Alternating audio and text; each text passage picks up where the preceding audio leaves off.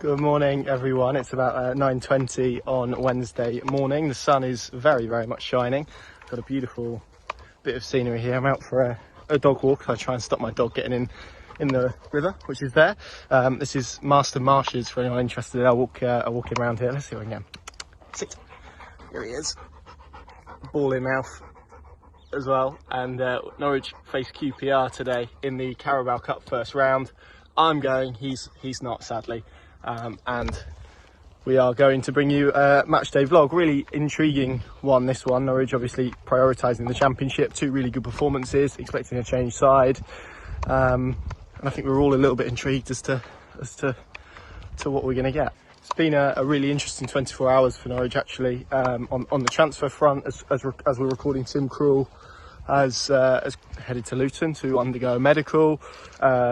George Long, who is currently at Millwall, is going to replace him. That's kind of a free transfer for free transfer, I would expect. Milo Rashica is in Turkey in the process of joining Besiktas. So it's going to be really interesting to see what Norwich do in between the sticks tonight. I still think there's a situation that could unfold. And again, I'm recording this at 9:20 in the morning, so it might age pretty badly. But a situation that could unfold where Long actually starts in goal tonight. But let's see how it all transpires throughout the day. It might be because of various registration windows and whatnot, he might not be able to. Here you go, look. You've seen a dog. Some swans there. We don't get to Swansea for a little while, so that's a shame. But yeah, this is a really beautiful walk, actually. It's one of my favourites, and a few better places to kickstart a match day, providing he doesn't get in the water, which he loves, because he's a black Labrador. He's 15 months. Off he goes, trundling up the path. No, come on! Nearly disaster. Got to watch out here, because there's hidden bits of water everywhere, and he will be in it. And it's like really dirty water. It's like thick mud. And I fancy a serene walk. I don't really want to have to end that by giving him a full bath, which, because he's quite a big dog, takes quite a while. So I'm going to finish this walk, and probably the next time you'll hear from me will be we are meeting at the Holy Sausage Roll Shop, meeting the guys, Paddy, Adam and Sam, at 2 o'clock, around 2 o'clock. So you might hear from me before then, but that's the next plan for today. Before that, it will be just sort of chilling out, basically. Here we go, a little bit of controversy. Custard cream, which for anyone who listens to the podcast will know is an absolute favourite of mine. Strawberry and cream flavour. Very intrigued. Let me get one out. Oh, there, I've dropped them. Dear me, I'm still getting used to all this vlogging stuff. Right, let's see. So it looks pretty bog standard. Let's give it a go. So I've dipped it in tea, as is an absolute must.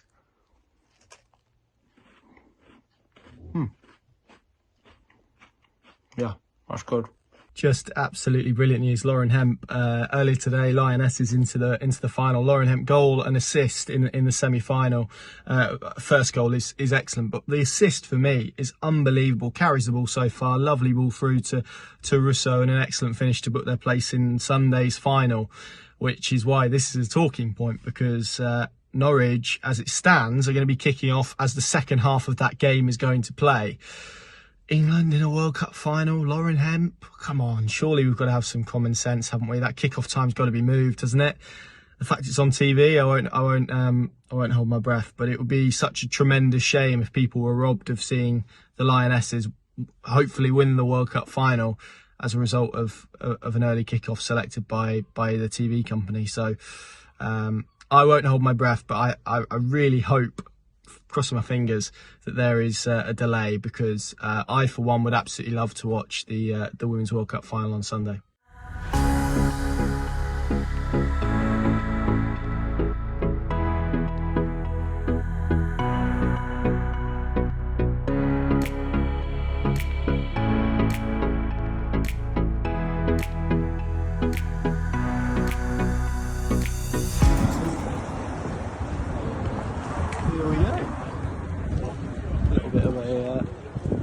A smoother journey than Saturday was, that's for sure.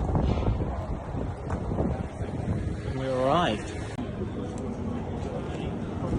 What did the game today? Well, yeah, it's a cup match, and we're basically after Saturday, we're all up for it. Yeah. Hopefully, we put a decent side out today. Yeah. Yeah, and hopefully if some of the fringe players are playing, they'll be up for it as well. Yeah, what have you made to the start of the season so far? Are you feeling confident about Norwich this season? More confident now than I was after coming away from Barnet. Yeah. Yeah, we've seen all the pre-season games. We've seen a slow, gradual build-up, and what we've got this year, as everybody knows, we've got that added strength and extra height that we missed last year, and of course experience. And the other thing is we've got some leaders on the park now. We've got three leaders at least. You know, you've got Duffy, you've got Kenny McLean, and you've got Barnes. Yeah. And how do you feel about the cup? Are you especially bothered about Norwich progressing, or just here for the entertainment? Personally, I like to see that because it gives the squad players a chance to play. So, I mean, the further we go, the better, I'd say. Yeah. Are there any of those squad players you're especially excited to see? I'm quite impressed. I'm impressed with Stacey. I think Stacey, we've had, in my opinion, a very good deal with Bournemouth. Yeah. We've got Stacey for free of charge, and we've got a little bit of money in the bank for Maxi. Yeah. And seeing young Fisher in pre-season, I was very impressed with him. Yeah. So whether he'll start tonight, I'd be interested if he start tonight. I think he's one for the future, definitely. Yeah. Can I get a score prediction for today's game? A score prediction today, I'll go for 2-0 Norwich. I'll go 2-1. Yeah, feeling pretty positive. I think last couple of games we've sort of shown we can score now, which we were struggling to do last year. I think it's given us a bit of energy, and I think positive. We just need to take that momentum and keep going forward. Yeah, what have you made to the start of the season? Do you feel a bit more positive after the first two games than you were going into the season? 100%. I think we're definitely a lot more positive. I must admit I was struggling to get infused for this year, but we are. I definitely think we're on the up, and if we can keep the first team fit, we should be okay. And keep going in that direction. Are you especially fussed about the cup, or are you just here for sort of the entertainment? I think it's a good chance to see the second team, and just keep that momentum and see if any of them are, ready to push on for the main squad. Yeah. Are there any players you're especially excited to see play today? I want to see Springer. I think he's looked energetic the last few games off the bench. It'd be good to see what he can do from the start, I think. Yeah. Can I get a score prediction? 2-0, I'm positive. Who's going to score? I reckon Idle will score both. Yeah, not too bad. I can't remember the last away game I went to be fair. When was it? Probably Swansea? Yeah. Ages ago, yeah. Now looking forward to it. Should be a decent game. Just here for the day out, really, rather than the Yeah, mate, yeah. To be fair, I never really ventured towards London, but got sort of family that support QPR, so I thought I'd make the trip out. And what do you make of the cup? Are you fussed about Norwich sort of progressing, or is it just one to sort of enjoy the entertainment? I like to see Norwich do well. I'm a bit casual really when it comes to I'd like to see them do well, go through it obviously. I haven't really seen some of the new players in the flesh, like Rowe and Sarah and all that, so it'd be good to see them all, to be fair. Are there any more you're especially excited to see, or just those two mainly? Just those two really, yeah. And what are you hoping to see from Norwich today? Win, mate. Yeah, just some goals. I just want to see some goals, preferably for Norwich, but.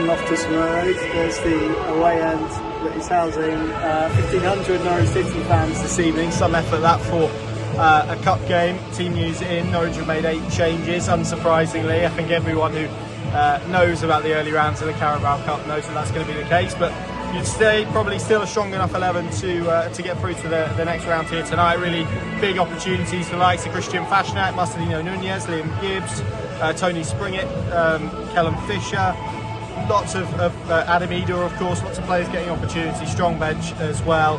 Angus Gunn remains between the sticks, obviously a lot of chopping and changing with the goalkeeping elements of it. I mentioned that in my opening thing about who possibly would start. Still waiting on the cruel long elements to to get processed as we sit here now. QPR have also made a series of changes, not quite sure how many, but Gareth Ainsworth did promise changes, and he's delivered on that front. They have got Ipswich Town here on Saturday, champions-elect, I think, and that's obviously where their focus is after a pretty poor start, so we'll see how it goes. Let's bring Mr. Harvey in. Here he is. He's up for the cup, aren't you, Adam? Oh, I'm buzzing for it, mate. Nothing beats the Carabao Cup. First round, it's the first thing on my calendar when the football fixtures come out. I do jest, but yeah, it's an opportunity to see a lot of players that we won't regularly see feature in a Norwich City 11. Interested to see how the likes of someone like Maheta gets on at left back. Of course, saw it a little bit in pre-season, but of course not competitive games, so difficult to gauge.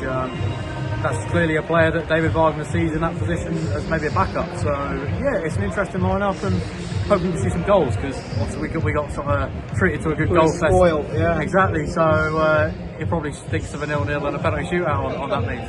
Yeah, well, I'll tell you what, we'll take a penalty shootout as well. Maybe not for deadline purposes, but for entertainment value, definitely. There's Paddy and Sam working away to my right. I think that stand opposite us, which is the Stanley Bowles end. I don't know where my finger is, but over there anyway, the one that's got QPR in it, that's closed for this evening. So I think we've got 3 stands basically in fourth. Norwich players going through their paces just down there. And I'll give you a flash of the team sheet as well if you are of that persuasion that you want to pause that and have a read. But I'm sure you all know the teams a bit above now. This is how I'm looking at it tonight from a live blog perspective on the Lincoln Plus, which you can all go and sign up to, and I'm sure you will after you've watched this piece of quality content. And yeah, we're about 40 minutes or so away from kickoff.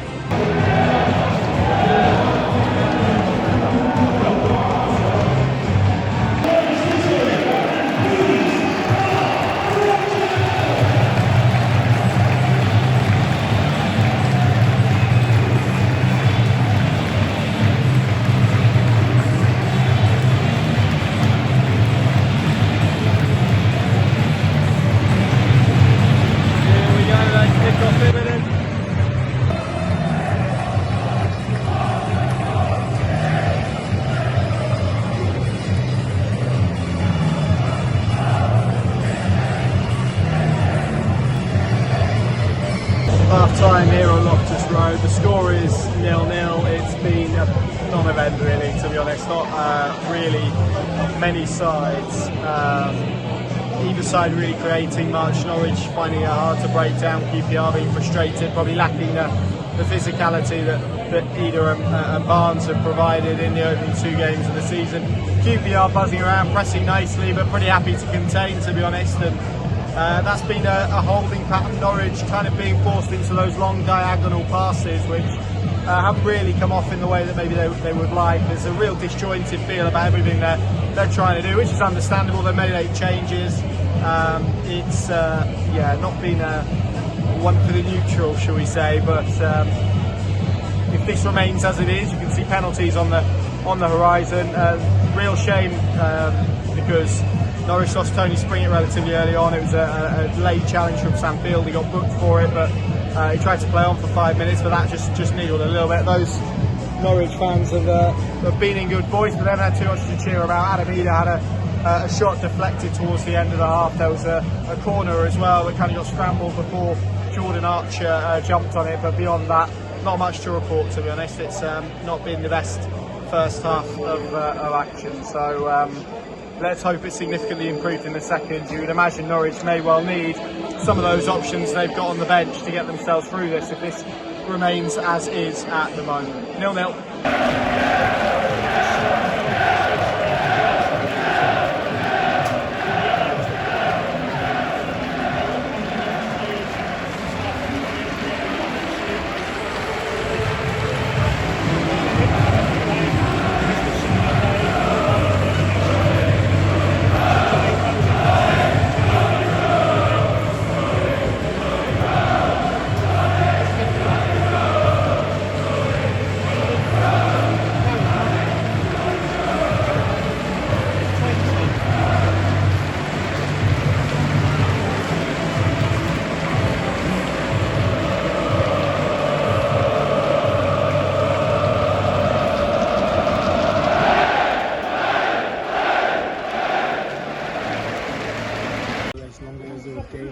one-on-one opportunities, and we deserve to win. We were not clinical in the one other situation.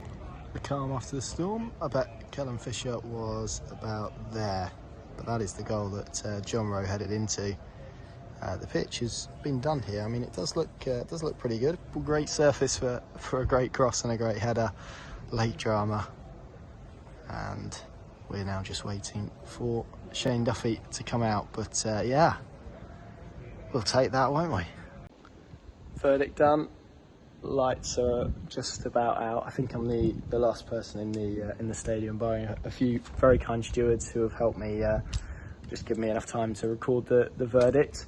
It was good fun, wasn't it? I enjoyed that in the end. It was looked all for the world like it was going to penalties. I was a little bit stressed about newspaper deadlines and whatnot, but thank goodness John Rowe popped up with what was an excellent header, which means we all get to do this again in a few weeks, going to Bristol City, so that will be nice. Delighted for those Norwich fans. Obviously the celebrations at the end spoke for themselves, I think, and yeah, it was a good night all round. So I'm really pleased. From Loftus Road, what's left of it that you can see anyway, from that end where the Norwich City fans were sat, we will make the long journey home, long at this time of night, long journey home to Norfolk.